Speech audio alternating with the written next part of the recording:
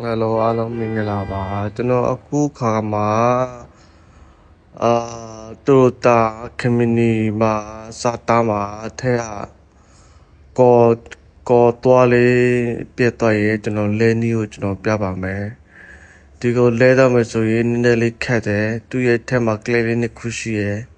သူ clip နှစ်ခုဖြိုးပြီးအားမှသူ့ဆွတ်တူလို့ထွက်ပါတယ်မို့ရင်သူ့ရဲ့ပင်နဲ့သွားဆွတ်တူလို့မထွက်ပါဘူးပြီးရင်သူ့ရဲ့တင်မဝါရှာလေးတစ်ပြားပါသေးရဲ့ပလေးဝါရှာအပေါ်ကတစ်ပြားအောက်ကတစ်ပြားပါတယ်ကလစ်ရနှစ်ခုပါတယ်ဒီကိုကော်လေးအရင်ထည့်မယ်ထည့်ပြီးရင်သူ့ရဲ့တံပြားလေးမှာဝါရှာလေးတစ်ခုပါသေးတယ်ဝါရှာပြီးရင်သူ့အပေါ်ကပြန်ဝါရှာတစ်ခုပါသေးတယ်ဝါရှာတစ်ခုအရင်ထည့်မှသူ့စောက်ချမပြန်ရဆွဲလိုက်ချိန်နေမှထည့်လို့ရတယ်ဒီကောင်မချေးရအဲ့ဒါမရသေးဘူးချေးပြီးရင်သူကလေးလေးတစ်ခုကလစ်တစ်ခုအရင်ထက်ကလစ်ထက်မှဆိုရင်ဝါရှာထက်ပါအရင်ထက်ပြီးမှနောက်တစ်ကလေးကို